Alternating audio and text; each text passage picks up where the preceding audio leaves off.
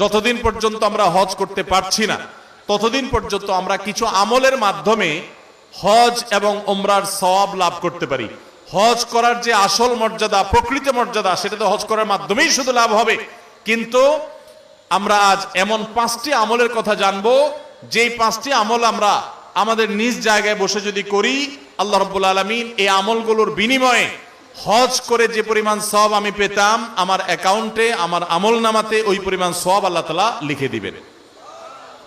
তাহলে যারা হজ করতে পারছি না তারা হজ করার জন্য তো চেষ্টা করবই, তার পাশাপাশি এই আমলগুলো যদি করি, আমরা আশা করব আল্লাহর কাছে যে আল্লাহ তাআলা হাজী সাহেবদের হজের মাধ্যমে যে সওয়াব লাভ করেন, আল্লাহ তাআলা আমাকেও মাহরুম করবেন না, আমাকেও তাদের মতো সওয়াব দান করবেন। এরকম 5টি আমলের ভিতরে সর্বপ্রথম যে আমলের কথা বলবো সেটা হলো 5 ওয়াক্ত নামাজের পরে তাসবিহ পাঠ করা।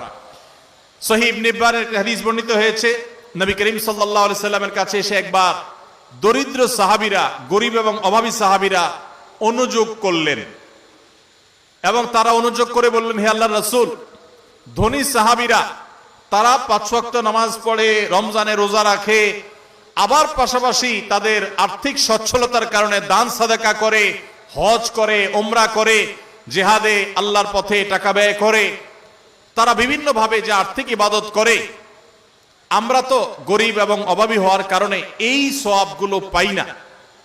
তাহলে আমরা তো পিছিয়ে পড়তেছি, আমরা কিভাবে তাদেরকে ধরতে পারি? সাহাবীদের কম্পিটিশন ছিল আমলের কম্পিটিশন। তারা আমাদের মতো দুনিয়াদারিতার কম্পিটিশন করতেন না, তাদের প্রতিযোগিতা ছিল কে কত বেশি নেক আমল করে জান্নাতের দিকে অগ্রসর হবে।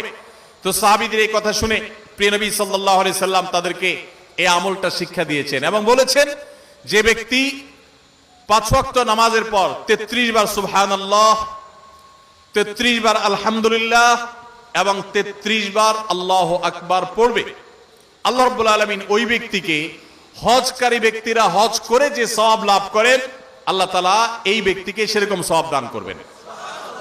ধনী সাহাবীরা আর্থিক ইবাদত করে যে সওয়াব লাভ করেন, আল্লাহ তাআলা এই 5 ওয়াক্ত নামাজের পরে এই তাসবিহ পাঠকারীদেরকে একই রকম সওয়াব দান করবেন। ভাইরা আমার, আবারও বলছি, এর মানে এই নয় যে হজ করার যে মর্যাদা আছে হুবহু সেই মর্যাদা সব দিক থেকে শতভাগ সেই রকমই আপনি আল্লাহ তাআলার কাছে মর্যাদা লাভ করবেন এই আমলের মাধ্যমে, পাঠা তা নয়। তবে হজ করে যে পরিমাণ সওয়াব পাবেন, বিনিময় পাবেন, আল্লাহ আপনাকে সে পরিমাণ বিনিময় দান করবেন। তাহলে একটি আমল আমরা পেলাম, সেটা হলো প্রত্যেক ফরজ নামাজের পর, 5 ওয়াক্ত ফরজ নামাজের পরে তাসবিহ পাঠ করা, সুবহানাল্লাহ, আলহামদুলিল্লাহ, আল্লাহু আকবার।